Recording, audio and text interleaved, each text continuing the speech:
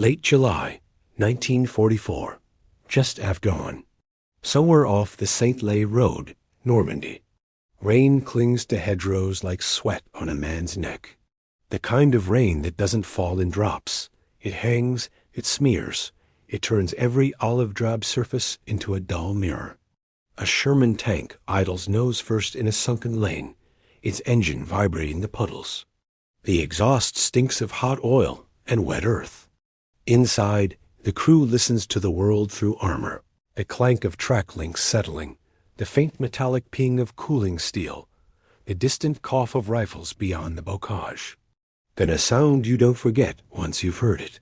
A short, violent whoosh, like someone ripping a bedsheet in the air, followed by a thud that seems too heavy for how fast it arrived. A Panzerfaust. The German soldier who fired it is only a few yards away, hidden behind a hedge so thick it might as well be a wall. If you could see him, you'd see a boyish face under a helmet, eyes wide, cheeks hollow from weeks of retreating and fighting and scrounging. He's holding a disposable rocket launcher like a club, already stepping back to reload with shaking hands, if he even has another. Inside the Sherman, the driver flinches instinctively. The gunner's mouth goes dry. The commander helmet low, throat mic tight waits for the hit that usually comes next. But the blast doesn't punch through. It blooms outward in a dirty orange flash, splattering the side of the tank with sparks and smoke, then skittering away as if the armor shrugged it off. The crew feels the impact. Here's the slap of shrapnel, but the terrifying, catastrophic inward roar, the one that turns a tank into a furnace, doesn't arrive. For a second, nobody speaks. Then the loader laughs one sharp, disbelieving bark, because if you don't laugh, you might start shaking and never stop. The Sherman commander reaches up and taps the inside wall with his knuckles. Metal. Solid. Still theirs. Outside, welded to the tank's flanks like crude, ugly ribs, are strips and plates of salvaged steel bed frames, boilerplate, railroad iron, whatever the crew could get their hands on spaced off from the hull in a way that looks almost accidental. It isn't accidental. It's the kind of battlefield improvisation generals hate, and it is saving lives. Section 1. The ugly idea nobody wanted. The men in the tank don't know the paperwork, the meetings, the refusal stamps. They only know the new rules of Normandy. If you re in a Sherman and you re close to a hedgerow, you are never far from a Panzerfaust. The bocage forces armor into intimacy. Tanks can't stand off and duel like they did on maps back in England. Here, the lanes are so narrow, a tank's sides brush the banks. Visibility is measured in yards, not miles. And a Panzerfaust doesn't need miles. It needs 10 paces, a steady shoulder, and a moment of nerve. A single infantryman can crawl into a ditch, wait for the rumble of tracks, then rise and fire into the side of a tank at point-blank range. Side armor thinner, vulnerable. The Panzerfaust-shaped charge doesn't rely on speed. It relies on focused blast. It jets molten metal and pressure into the hull like a cutting torch. The crew knows the stories.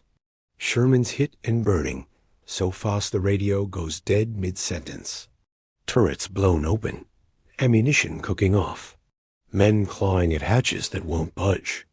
They also know the cruel joke, the Sherman's strengths numbers, reliability, ease of production don't mean much in a sunken lane when a hidden German with a tube can erase you in one breath. So the crews start changing their tanks the way sailors patch ships at sea. Welders, actual welders, not officers with clean gloves, become as valuable as a good gunner. In forward maintenance areas, where the smell of gasoline mixes with burnt rod and wet canvas, you see tanks lined up like wounded animals. Men hammer, cut, and weld. They bolt on spare track links. They hang sandbags. They add logs. They drape camouflage nets and hedge cutters and anything else that might buy a second of survival. And among those field fixes, one stands out not because it looks right, but because it looks wrong. Metal plates and rails welded to the sides, and sometimes the front, spaced away from the armor so there's a gap air, empty space, a crude standoff. It looks like the tank has grown a crooked cage. Some call it armor. Some call it junk. Some call it a death trap waiting to snag on hedges. But the men closest to the hedgerows start calling it something else. Luck. Because they've seen the difference between a Panzerfaust striking the hull directly and a Panzerfaust detonating early on the add-on, its jet disrupted, its perfect geometry ruined by a few inches of space and cheap steel.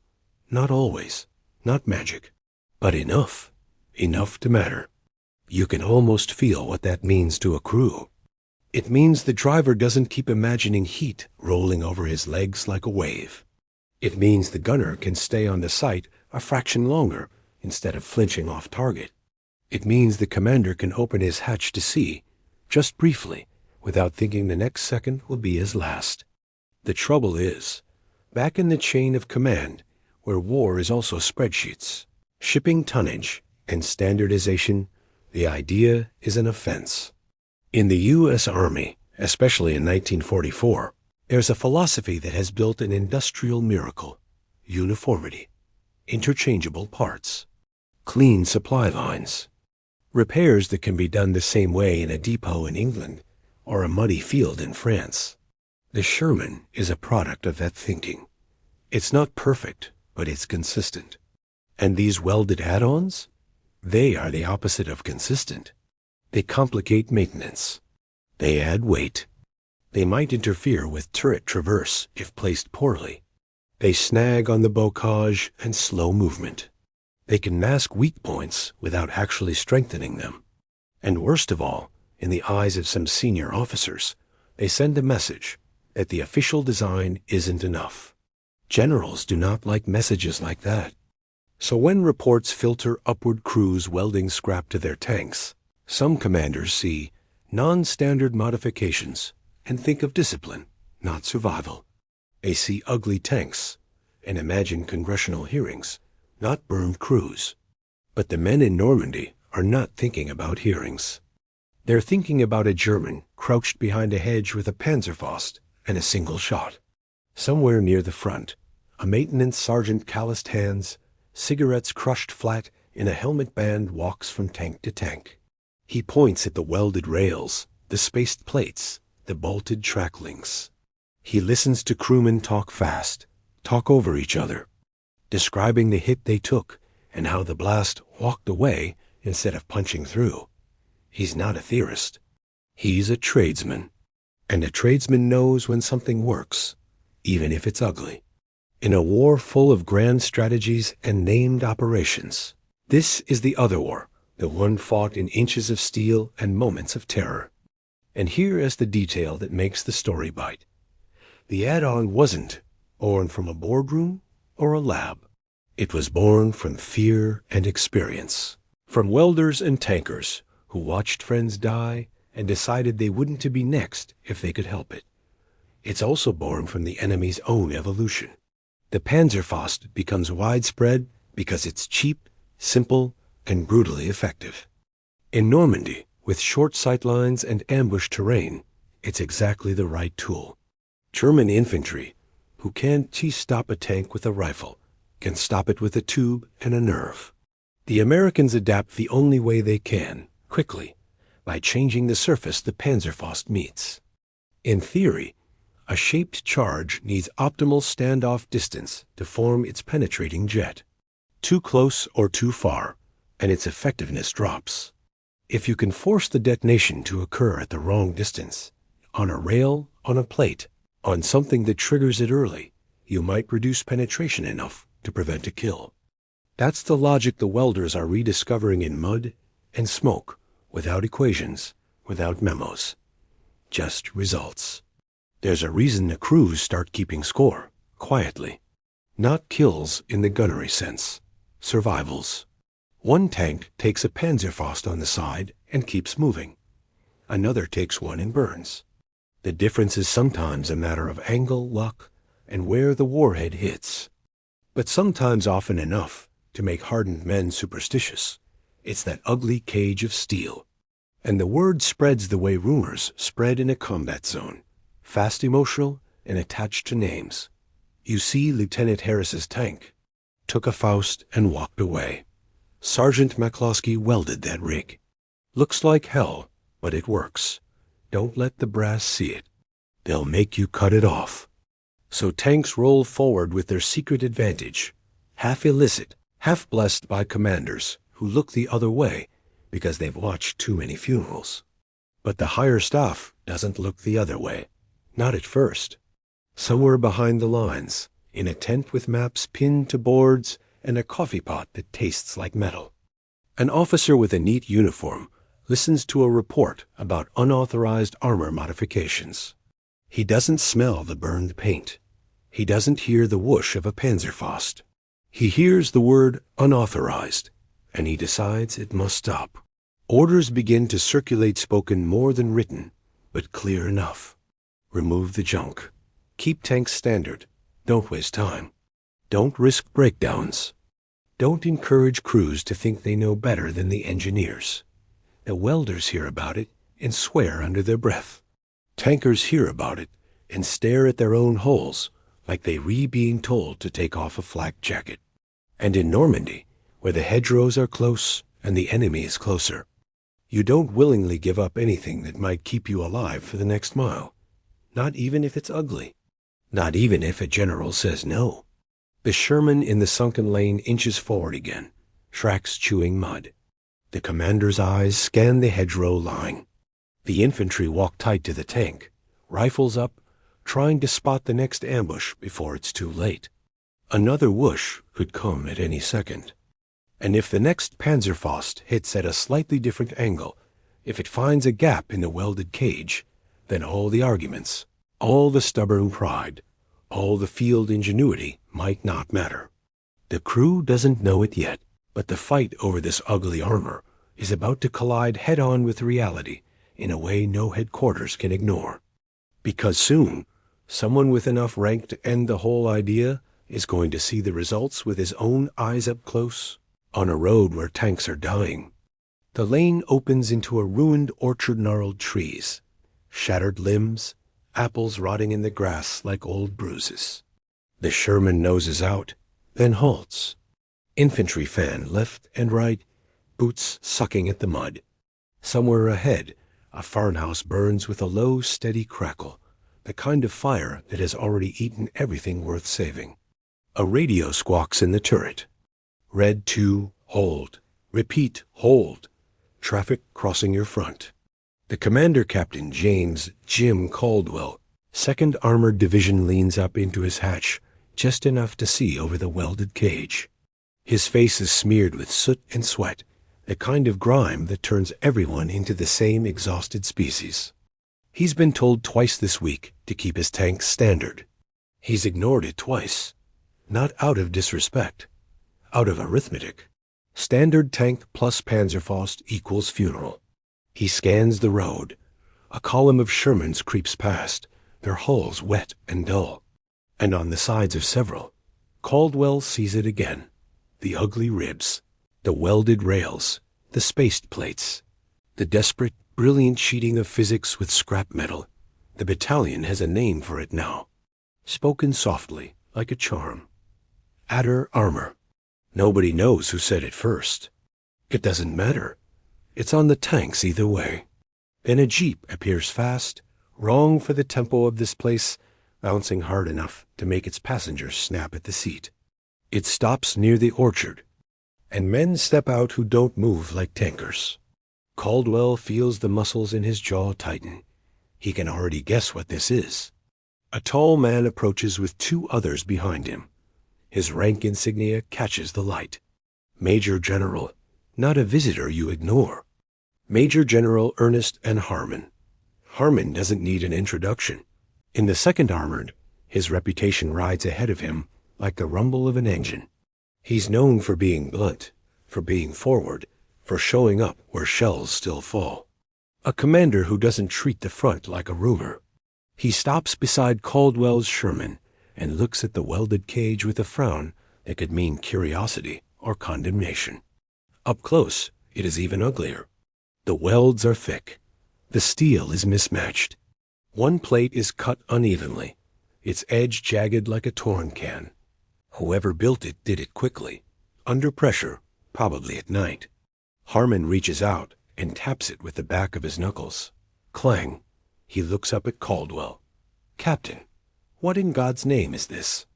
Caldwell doesn't salute from the hatch. He just meets Harmon's eyes. Because there is no point in theater when the hedgerows are full of men who will kill you in the next 10 minutes if you get distracted. "Sir," Caldwell says, voice steady, "it's what keeps Panzerfausts from cutting us open." One of Harmon's aides shifts as if ready to object. Unauthorized modifications. Nonstandard, logistics, doctrine. All the clean words. Harmon doesn't speak to the aide. He studies the cage again, then the mud, then the hedgerow line, like he's trying to imagine a German soldier taking aim from 10 yards. "You got proof?" Harmon asks. Caldwell swallows. Proof in Normandy is usually a body, or a burned tank, or a man missing his eyebrows and smiling anyway, because he's alive. Not the hull. Harmon's gaze narrows. How many? Caldwell hesitates just long enough to tell the truth without overselling it. "In our company, enough that I don't want to take it off." A moment passes. The orchard is quiet except for distant small arms, a muffled percussion like someone slapping wet cloth. The smell of smoke crawls through the trees. Harmon steps closer and points at a spot on the welded steel blackened, cratered. "That one?" he asks. Caldwell nods. "Faust hit there.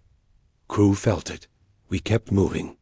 Harmon's eyes flick toward the infantry nearby, men watching with the careful stillness of soldiers who have learned not to stare at rank but cannot help themselves. They know what this conversation could mean. Harmon straightens. "Who built it?" Caldwell turns slightly inside the turret and barks down. "McCloskey, up here!" Ahead appears Sergeant Patrick McCloskey, the kind of man who looks like he was carved out of a machine shop. He climbs up and stands awkwardly at the side of the tank, hands stained dark from oil and welding rod. Harmon looks him over. "Sergeant, you welded this?" "Yes, sir." "With what? And why?" McCloskey's eyes flick to Caldwell, then back. He doesn't posture. He doesn't embellish. He speaks like a man who has watched a problem kill people and decided he was done being polite about it. "Scrap plate, sir. Old track, bed frame rails from a French house, anything thick enough. Spaced off the hull. Panzerfaust detonates early. Sometimes it don't bite through. It ain't pretty, but it's better than burning." Harmon's aide finally steps in, voice careful. "Sir, we've had concerns. Weight, snagging, maintenance. Higher headquarters." Harmon cuts him off with a look. Not angry, just final. He turns back to the tank and runs his hand along the welded seam, feeling the roughness. Then he does something that surprises everyone. He smiles, just slightly. Not because it's funny, because it's real. "Captain," Harmon says, "how many tanks you say this idea saved?" Caldwell's throat tightens. He hadn't expected that question. He'd expected a lecture. Caldwell answers anyway. "In the division, sir?" "We've heard. Maybe 40 that would have been lost to Fausts." Harmon nods once, slow, like he's filing it away. He steps back and looks at the column of Shermans beyond the orchard. Some standard, some wearing their ugly ribs like a second skin. He speaks loudly enough for the men around to hear. If it saves tanks, it saves crews. If it saves crews, it's not junk. The infantrymen exchange glances. McCloskey exhales, a sound halfway between relief and disbelief. Harmon turns to his aide. "Get me the maintenance officers. I want this encouraged, not punished. And I want proper guidance. What works, what doesn't, what spacing. We can't have idiots welding plates that block their own turret. But we're not ripping this off because it offends someone's sense of neatness. There it is, the pivot. the moment where field truth punches through the paper wall. But it doesn't end the argument. It only moves it to a new battlefield, because now the ugly armor isn't just a dirty secret. It's becoming policy-messy, improvised policy inside an army built on standardization. And that means engineers will weigh in. Ordnance officers will protest. Someone will claim it's superstition, not science. Someone will warn it could kill men by trapping blasts or snagging exits. And the Germans won't wait while the Americans debate. That same day, as Harmon's Jeep disappears down the lane, and welders begin getting requests instead of reprimands, Caldwell's company rolls toward another hedgerow line near a cluster of stone buildings. The fight there is close enough that you can hear shouted German commands carried on wet air. Caldwell stays half out of the hatch, eyes burning from smoke. He sees a flash of movement, too low, too fast behind a hedge gap. A German soldier rises with a Panzerfaust. The tube tilts. The whoosh begins. And the rocket is aimed not at the cage, but at the thin seam where the add-on ends. A stubby shape crossing a few yards of rain-heavy air like a thrown brick. Caldwell's brain does the math before his mouth can. Down. Inside the turret, men duck on instinct. The driver hunches as if his spine can hide behind steel. The rocket strikes exactly where the ugly cage isn't. A narrow seam, an honest mistake in a rushed weld job. A place where the add-on ends and the Sherman side armor begins. The blast hits like a sledgehammer. The tank jolts. The sound is not a crack. It's a deep, chest-filling WWII that you feel through teeth. For a heartbeat, Caldwell expects the inside to turn into a furnace. But it doesn't. Not fully. The shaped charge bites, but not cleanly. The weld cage beside the impact flexes and tears, warping the geometry of the jet. Small tiny shards of steel sprays inside like angry bees, stinging cheeks and hands. The radio sparks. The turret fills with acrid smoke and a taste of burned paint. The loader screams, not from fire, but from a slice across his knuckles. Blood beads instantly, bright as a signal flare in the dim interior. Caldwell blinks hard. His eyebrows are still there. His lungs still work. The crew is alive. Report, he snaps. Driver okay. Gunner okay. Loader hit minor. Main gun still up. The Sherman's engine is still running. The steady mechanical heartbeat that means you have a chance. Caldwell slams his throat mic. He's right there, hedge gap. 10 o'clock. The gunner traverses. The turret motor whines. The coaxial machine gun chatters, stitching the hedge line. Leaves erupt. Dirt sprays. Somewhere behind that green wall, a man who thought he'd just killed a tank suddenly realizes the tank is still speaking, still hunting.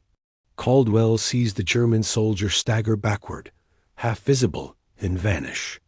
The infantry surge forward, boots pounding, rifles snapping. A grenade pops with a flat crack. Shouts in English. A single sharp cry in German that ends too quickly. The lane goes quiet again in the way Normandy always does. Never peaceful, just briefly less loud. Caldwell drops back into the turret and looks around. Smoke curls along the ceiling. The loader wraps his hand with a filthy bandage, jaw clenched. Nobody is heroic about it. They're simply there. Caldwell taps the inside wall again, almost unconsciously, still solid. He keys the radio. Red 2 to red actual. We took a Faust. Side. Partial penetration spall only. Cage took most of it. We're still mobile. On the other end, a pause, then a voice that sounds older than it did a month ago. Roger, Red 2. Keep moving. And that's how battlefield innovations become real. Not through a dramatic announcement, but through a calm transmission that says, we should be dead, but we're not. Later hours, maybe a day. The kind of timekeeping that blurs in combat. McCloskey stands over the damage with a welding mask lifted to his forehead. Rain runs down the blackened crater. The seam where the rocket hit is ugly, torn open, edges curled like peeled tin. He doesn't look proud. He looks angry. Because the hit found the gap, and the gap almost killed his friends. He points with a gloved finger. "We extend it," he says, voice rough. No seams where a kraut can thread a needle. Caldwell nods, and the nod carries more than agreement. It carries a new understanding. The enemy adapts, too. The Germans are watching. Learning. A clever Panzerfaust man doesn't just aim for the side.